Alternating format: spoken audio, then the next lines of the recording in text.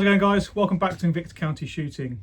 Just want to say a massive thank you to those that watched the first video and commented. It's great to see all your questions on there. Absolutely love it. I will make a video answering most of them, especially the ones on the sort of ecological and ethical impacts of hunting, both deer and pheasants and whatnot in the UK. For that, I am going to make a separate video just for that one, and I will bring in other experienced individuals who have infinitely more experience than I do to talk about that. So hopefully we can clear that up and get some good answers for you guys. Other questions about other firearms I could possibly review. Some of them were pretty wild. I can't, because some of those firearms are just completely illegal pretty much the world over. So sadly I won't be able to get my hands on some of those, like Glocks with switches. Be pretty cool, but hey, I'm just a guy in a shed. So yeah, so again, just to finish, massive thanks for that, and let's keep the ball rolling with the future videos, comments, questions, whatever you have, just send it, and yeah, let's keep it going. It's good to see. Okay, so moving on to the kit that I use. Okay, this is a very basic setup. Like I say, I'm fairly new to the stalking world. I have enough to sort of just get by, but I can slowly build up my kit as I go along. Okay, the only thing that I don't currently have is a set of shooting sticks. I just kind of use my tripod at the moment. It works in a roughly similar way. I see a deer, I just kick the legs out, set it up and shoot it. Not super efficient. I will get some shooting sticks, they're just a little bit easier, but yeah, they're definitely on the list, so not to worry. The only other thing that I don't have to show right now is my sound mod for my 308. So I've gone for an ATEC H3 just because it's modular, and I like the fact that you can add and remove baffles on the moderator itself to reduce or increase its overall length. It does change the sound, I believe, from its biggest to its smallest setup. It's about 25 to 30 decibels off the top of my head, but that's fine to me. It's not the end of the world. Okay, moving on to the rifle. All right, so this is my Tikka T3 CTR, okay, compact tactical rifle. Now, before I get into the details of it, this isn't a purpose-built hunting rifle. Yes, it is great for hunting, but it is also built to cater towards range work as well. Okay, it's a bit of a jack of all trades in that sense, which is part of the reason why I got it, why I chose this model. You don't see many of them, but it's also great for deer, and it's also great for if I just want to go ring some steel out to 1,000, you know, when I'm bored or whatnot. So that's why I chose this one. It's 24-inch barrel, 111 twist, and it's just an overall pretty solid rifle. I think anyone that's ever shot a Tikka before has always stuck with them, or if they've ever sold it, has always regretted selling it, like I did. I had a TAC A1 chambered in 223 a few years back, sold it, terrible idea. It was a great bit of kit, but eventually found myself coming back to Tikka. Okay, they're just an overall great rifle out of the box. Got it fitted with a Harris bipod. Okay, fairly standard. It's not a genuine Harris, all right, don't hate me. It is a 40 quid job off of eBay, but it does absolutely fine. It's a 6 to 9 inch extendable leg, and it's actually fairly solid for a knockoff bipod. Right? Don't hate me, but it is what it is. Okay, it's topped off with a Vortex Viper PST Gen 2. Okay, it's a 5 to 25 by 50 magnification range. Bit beefy for a stalking rifle. I know there's a lot of people that run lower power. I'm a believer in you don't need a hell of a lot of power for a rifle scope in order for it to work well, in order for you to do well with it. But this is just the optic that I have with me for my current rifles. I do put this on my 6.5, my Ruger Precision, which I do shoot out to ranges up to 1,000, but I will probably get a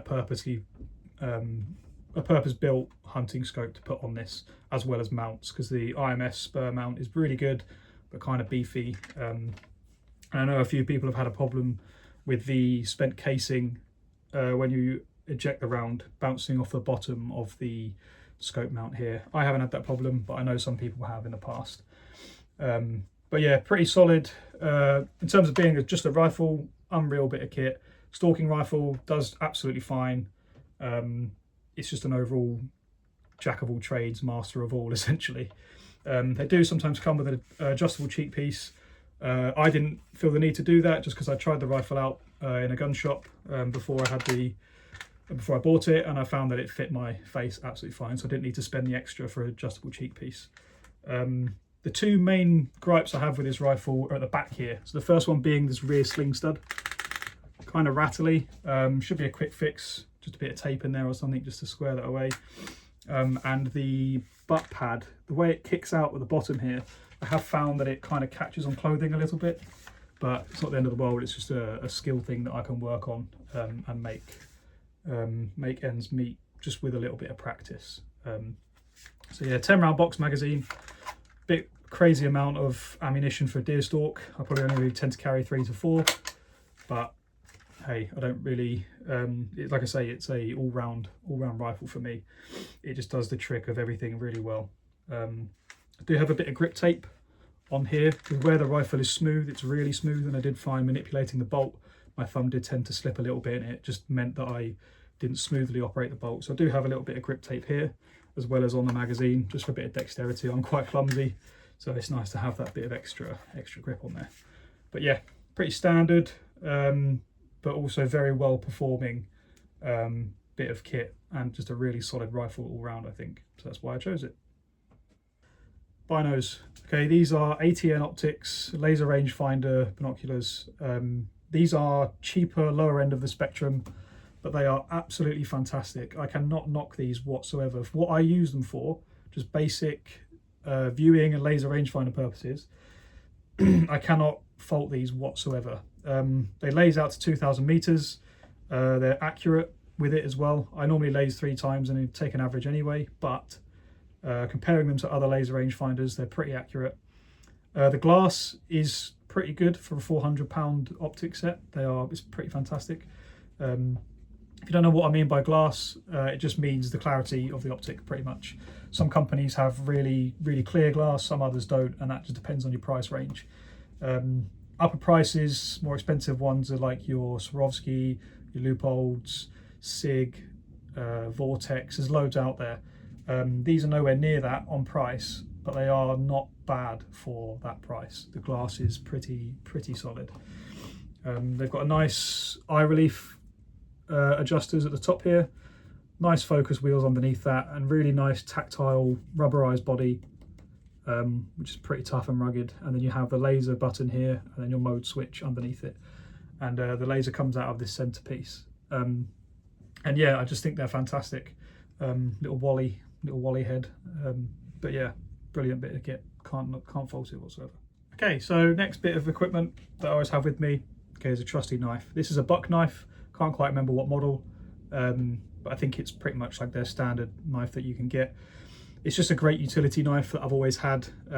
It's done well when I've processed birds. It's done well when I've processed game. It's just a great all-rounder in that sense. It's got this nice curved blade, okay, which is a nice good cutting surface, and it also has this nice curve on the back which sits my finger quite nicely. So if I'm ever working blade up, I can allow that little extra bit of control just to have my finger underneath there, especially if you're doing things like skin. It's always better to cut up. It just looks great as well. It's a really nice finish. This little kick out at the end, the brass kick out, it's great for your pinky. And yeah, it's just a really nice sort of finish on the knife. You can get bigger ones, much bigger ones, I think double the size of this pretty much, but I've never found that necessary, so I've always just gone with this size as well. Okay, so moving on next. All right, I have my first aid kit. All right, I have my tourniquet to deal with any catastrophic bleeds. I think if you're working with firearms, it's definitely, I think it's paramount that you have the option to be able to deal with the damage that they can do if you ever find yourself on the wrong side of it, or someone else does that's with you. Tourniquet for catastrophic bleeds. Compression bandage, okay, for your smaller but still serious bleeds. All right, if you don't know what these are, they're just essentially an absorbent pad with a sort of long section of elasticated material on, which when you wind it round an individual, okay, it applies pressure to that area. Good for your non-serious, your non-catastrophic bleeds, but also helpful for your serious bleeds that don't quite require a tourniquet. I think also a mega important bit of kit to take with you. I always carry 2 of either of these things, so if one fails, you've got a backup. 2 is 1, 1 is none. And then finally, a set of trauma shears that I take with me. Everyone knows, especially in the winter months, shooting clothing is quite robust. Those two bits of kit can, like the tourniquet and the bandage, can sometimes be hindered by thick clothing, especially if you've got things in your pockets too. Always have the ability to be able to remove clothing off of the individual, the injured party, if you need to. All right, you can pick these up online for cheap. You can pick all these up online. If you know anyone that's in the military, guarantee you they've got loads of these things knocking about. Okay, they've probably robbed their stores anyway, so just get amongst them. They've got shitloads of these things. I know you're hiding them, and I will get them off you, and I will sell them. No, I'm joking. But yeah, they're always around. Okay, and to finish up with the last couple bits, all right, I have a sling. This is just a very simple clip-on sling, which goes to the bottom of the bipod and in the rear of the rifle. Nothing fancy. It just does, literally just hangs it off my shoulder. That's all I want it for. I don't really think I need it for anything else. It's just something to keep the rifle out of the way. Just be careful with slings, because I have seen them fail before. Just always make sure that it's not damaged. This one is actually bent, as you can see there. So I'll probably end up needing to replace that, because I don't want my rifle hitting the deck whilst I'm trying to get out there. Face covering, good for the winter months. Just keeps the sort of air off your face, keeps the cold off your face. Also takes a bit of the colour out of your face too. Not so important in the summer months. If you run a face covering in the summer months, let me know why. I don't think many people do. But yeah, just something that I have in my chest rig. And then moving on to the chest rig. Okay, this is just a sort of generic one that I have left over from my time in the military. Not exactly purpose built, but it does the trick for now. I'll probably upgrade it to something different. If you've got any good recommendations, chuck it in the comments. The main problem with this being the zip on the front, having to open and close the zip to gain access to my binoculars. Not the end of the world, but again, not purpose built, so probably will end up upgrading it in the future, but it does the trick for now. I can keep everything on it, like my tourniquet goes on these elasticated loops on the bottom, and then I keep my bandage, face covering and whatever in here. And if I ever need to use a walkie-talkie, it can go in this old magazine pouch. But yeah, I'll probably end up replacing that, like I say, just with something a bit more purpose-built. Then finally, one thing that I take with me, not on my person, but just always somewhere accessible whenever I go shooting, be it range work or deer stalking, is a rod, some sort of barrel rod, okay? More so if you're deer stalking, if you plug your barrel, okay, if you fall over or if your sling fails or whatever, like I've seen it happen before, you always need some kind of ability to unblock your barrel. I think it's super important, because I mean, I've seen weapons fall in the dirt before and people don't have the ability to clean them, or at least clear that barrel, and that weapon is then pretty much useless. It's not safe to use, especially these sort of higher power hunting rifles. You know, they're expensive. You don't want to run the risk of putting around through a blocked barrel. It's just stupid, not worth it. So I think always have some kind of rod on you to be able to unblock your barrel.